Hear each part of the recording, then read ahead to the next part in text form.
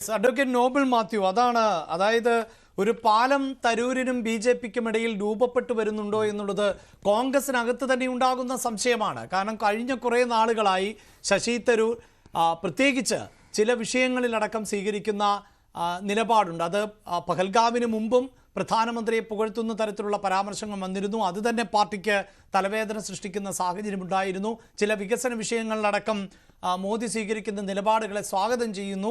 അതിന് പിന്നാലെയാണ് പഹൽഗാം ഭീകരാക്രമണം ഉണ്ടാകുന്നത്. അവിടെയും കോൺഗ്രസിൽ നിന്ന് വ്യത്യസ്തമായ സ്വരം ആയിരുന്നല്ലോ ശശി തരൂരിനുണ്ടായത്. അപ്പോൾ അത് ബി ജെ പിയിലേക്കുള്ള ഒരു പാലത്തിൻ്റെ ഭാഗമായുള്ള സ്വരമായിരുന്നോ?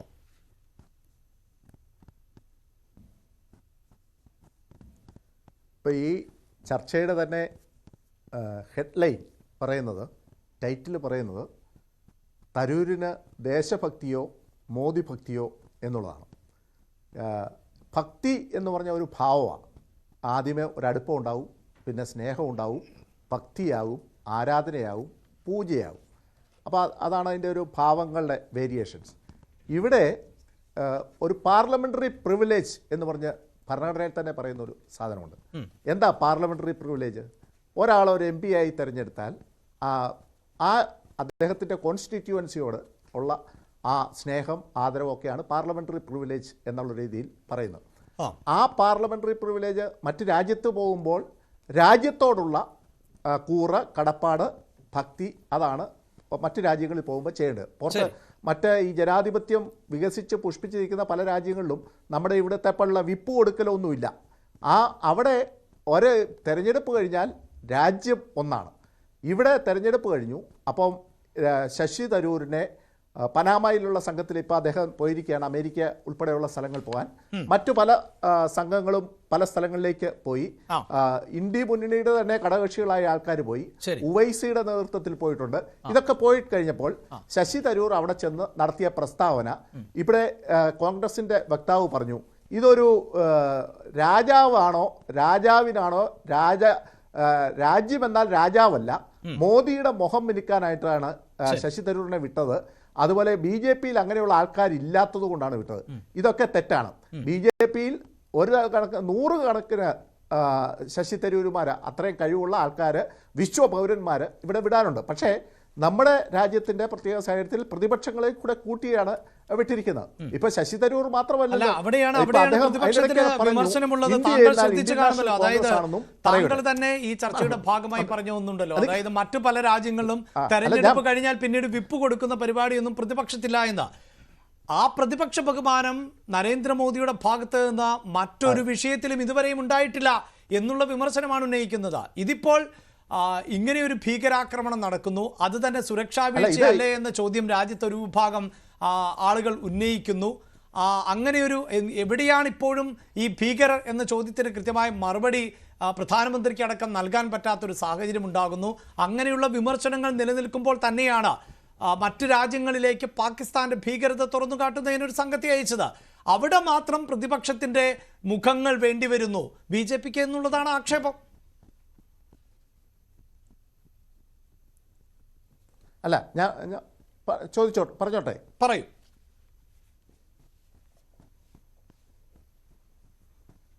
ഞാൻ പറയാം. ഇവിടെ ഇപ്പോൾ പ്രതിപക്ഷം, ഇപ്പോൾ രാജ്യം ഭീകരതയ്ക്കെതിരെയുള്ള പോരാട്ടമാണ്.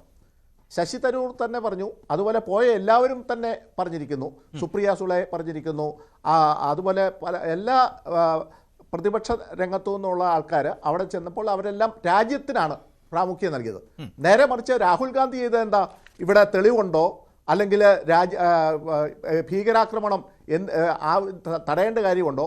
അദ്ദേഹത്തിന്റെ പല പ്രസ്താവനകളും പാകിസ്ഥാൻ ഉൾപ്പെടെയുള്ള സ്ഥലങ്ങളിൽ ആ പോരാട്ട സമയത്ത്, ഞാൻ യുദ്ധം എന്ന് പറയുന്നില്ല, പോരാട്ട സമയത്ത് പാകിസ്ഥാനിലെ മീഡിയാസ് പ്രചരിപ്പിച്ചു.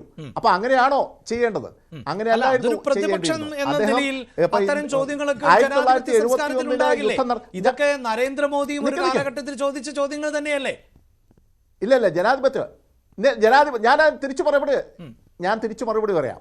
ഈ വാജ്പേയി അന്ന് പ്രതിപക്ഷ നേതാവ് 1971 യുദ്ധസമയത്ത്, അന്ന് യുദ്ധത്തിൻ്റെ പാകിസ്ഥാനും ഇന്ത്യയും യുദ്ധസമയത്ത് ഇന്ദിരാഗാന്ധി, ഭാരത ദുർഗയാണ് ഇന്ദിരാഗാന്ധി എന്ന് പറഞ്ഞു. ആ യുദ്ധത്തിന് സകലവിധ പിന്തുണയും കൊടുത്തു. അതിനുശേഷം അങ്ങോട്ട് വിട്ട ഇതുപോലെ പ്രതിനിധി സംഘത്തിനെ നയിച്ചത് വാജ്പേയിയാ. ഇത് മനസ്സിലാക്കണം.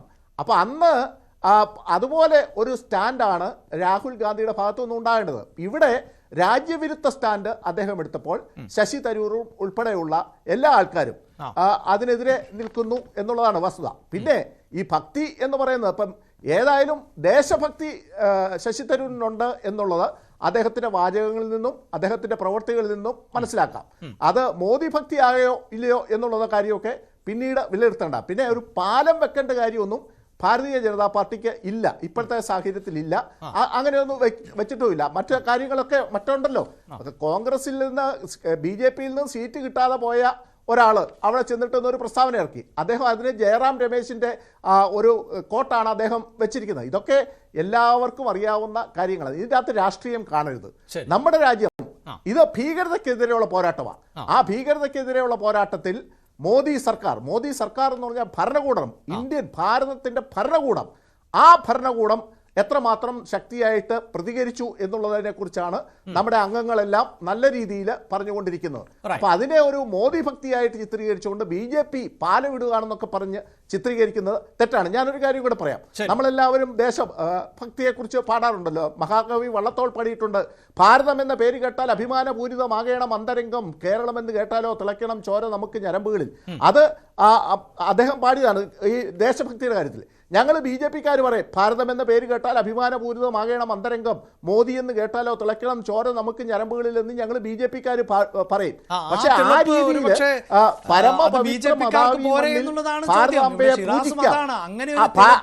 ആ രീതിയിൽ ഒരു തിളപ്പ് ഉണ്ടായോ ശശി തരൂരിന് എന്ന സംശയമാണ് അദ്ദേഹം പുലർത്തിയത്. ഇതിനകത്തൊരു കാര്യം എന്ന് പറഞ്ഞാൽ ഈ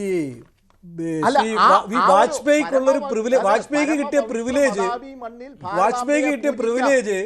മോദിക്ക് കിട്ടണമെന്ന് പറയുന്നതിൽ അർത്ഥമില്ല എന്നുള്ള രീതിയിലേക്ക് കാര്യം. വാജ്പേയി എന്ന് പറഞ്ഞാൽ ഗോദ്ര കലാപ സമയത്ത് രാജനീതി നടപ്പിലാക്കണമെന്ന് മോദിയോട് ഉപദേശിച്ച ആളാണ് വാജ്പേയി. പറഞ്ഞാൽ കുറച്ചുകൂടെ പാർലമെന്ററി ജനാധിപത്യവും മാനവികതയും ഒക്കെ അദ്ദേഹത്തിന് ഉണ്ടായിരുന്നു. അതുകൊണ്ടാണ് അദ്ദേഹത്തെ പലപ്പോഴും ആ രീതിയിൽ പരിഗണിച്ചിട്ടുള്ളത്. ആ ഒരു ഹിസ്റ്ററി അല്ല ശ്രീമാൻ മോദിക്കുള്ളത്. ആ മോദിക്ക് വേണ്ട ഭക്തി അത് കോൺഗ്രസിന് അംഗീകരിക്കാൻ പറ്റില്ല. അങ്ങനെയൊന്നും രക്തം തിളക്കാൻ കോൺഗ്രസിന് കിട്ടില്ല. അങ്ങനെ രക്തം തിളക്കുന്നവരെയാണ് കോൺഗ്രസ് വിമർശിക്കുന്നത്. അദ്ദേഹം ജയിച്ചു കേട്ടോ, അത് അവിടുത്തെ ജനങ്ങൾ വിലയിരുത്തിയിട്ടുള്ള. ഇപ്പോഴും കോൺഗ്രസ് തെറ്റായ പ്രചരണമാണ് നടത്തിക്കൊണ്ടിരിക്കുന്നത്. പാകിസ്ഥാന്റെ കാര്യത്തിൽ പാകിസ്ഥാൻ അനുകൂല നിലപാടെടുക്കുന്ന പോലെ ഗോദ്ര കലാപം എന്നൊക്കെ പാകിസ്ഥാന്റെ അനുകൂല നിലപാടുകളെ കുറിച്ച് പറയുമ്പോൾ പാകിസ്ഥാൻ എന്ന് പറയുന്ന രാജ്യത്തിന്റെ ചരിത്രം ഒന്ന് പരിശോധിച്ചാൽ നന്നായിരിക്കും എന്റെ പ്രിയപ്പെട്ട സുഹൃത്ത്. പാകിസ്ഥാൻ എന്ന് പറയുന്ന രാഷ്ട്രത്തിന് വേണ്ടി ആദ്യം സംസാരിച്ചത് ആരാണ് എന്നൊന്ന് പരിശോധിച്ചാൽ നന്നായിരിക്കും. പിന്നെ രാജ്യസ്നേഹത്തിന്റെ പൂർണ്ണമായിട്ടുള്ള ഇതൊന്നും BJP ഏറ്റെടുക്കേണ്ട കാര്യമില്ല. ഇവിടെ ഭീകരവാദത്തിന്റെ ഇരയാണ് കോൺഗ്രസ് പാർട്ടി. അറിയാമോ, 1948 ആദ്യത്തെ ഭീകരവാദത്തിന്റെ ഫലമായിട്ട് ആദ്യമായിട്ട് ഞങ്ങളുടെ നേതാവ് മഹാത്മാഗാന്ധി വെടിയേറ്റ് മരിക്കുകയാണ്. ഇന്ത്യയിലെ ആദ്യത്തെ ടെററിസ്റ്റ് ആക്രമണം. അതുകൊണ്ട് ഭീകരവാദത്തിന്റെ ഇരയാണ് കോൺഗ്രസ് പാർട്ടി. അതുകൊണ്ട് നിങ്ങൾ ഭീകരവാദം എന്നൊക്കെ പറഞ്ഞ് പേടിപ്പിക്കാൻ നിൽക്കണ്ട കേട്ടോ. ഭീകരവാദം എന്ന് പറഞ്ഞിട്ട് നിങ്ങളുടെ ദേശീയതയെന്ന് പറയാൻ വേണ്ട. ബഹുസ്വരതയിൽ അധിഷ്ഠിതമായ നാനാത്വത്തിൽ ഏകത്വമാണ് ഇന്ത്യൻ നാഷണൽ കോൺഗ്രസ് മുന്നോട്ട് വയ്ക്കുന്ന ദേശീയത. ആ ദേശീയതയുടെ പ്രചാരകരായിരിക്കണം ശശി തരൂർ ഉൾപ്പെടെയുള്ളവർ എന്ന് ആഗ്രഹിക്കുന്നവരാണ് കോൺഗ്രസ്സുകാർ. അല്ലാതെ മോദിക്ക് വേണ്ടി സ്തുതി പറയാൻ വേണ്ടിയിട്ട് ലോകരാജ്യങ്ങൾ സന്ദർശിക്കണമെന്ന അഭിപ്രായമുള്ളവരല്ല. അങ്ങനെ രക്തം ഞങ്ങൾക്ക് തിളക്കേയില്ല മോദി എന്ന് കേട്ടാൽ. ഞാൻ തിരികെ എത്താം. അഡ്വക്കേറ്റ് ബൈജു കൂടി ചേരുന്നുണ്ട്. അദ്ദേഹം ഭീകരവാദത്തിന്റെയും വിഘടനവാദത്തിന്റെ ഇരകളാണ് കോൺഗ്രസ്. ശരി വിഘടനവാദത്തിന്റെ 1949 അല്ല, ഇന്ദിരാഗാന്ധി ഞാൻ പറയാം ഇന്ദിരാഗാന്ധി ഭിദ്രൻവാല എന്ന സർപ്പത്തിന് പാല് കൊടുത്തു. ആ വിഘടനവാദത്തിന്റെ ഇര ഇന്ദിരാഗാന്ധിയായി. അതുപോലെ തന്നെ ശ്രീലങ്കയിൽ ഭീകരരെ പ്രോത്സാഹിപ്പിച്ചു രാജീവ് ഗാന്ധി. അങ്ങനെ ഇരയായി. അങ്ങനെ സ്വന്തം ശേഷം പാകിസ്ഥാനെ എതിർക്കുമ്പോ ശ്രീലങ്കയിൽ ഇന്ത്യ എടുത്ത ഡിപ്ലോമാറ്റിക്കിനെ നിങ്ങൾ ഒരു നയതന്ത്രത്തെ നിങ്ങൾ എന്താ പറയുന്നത്? ശരി, എവിടെയാണ് നിങ്ങളുടെ ദേശീയത? ശരി, ഞാൻ തിരികെ എത്താം. Right. ആ ഡിപ്ലോമാറ്റിക് അവിടെ ഡിപ്ലോമാറ്റിക് അല്ല ഞാൻ പിന്നെ എന്താണ് നിങ്ങൾ പറയുന്നത്? അഡ്വക്കേറ്റ് നോബിൾ ഞാൻ തിരികെ എത്താം. ഇപ്പോൾ അഡ്വക്കേറ്റ്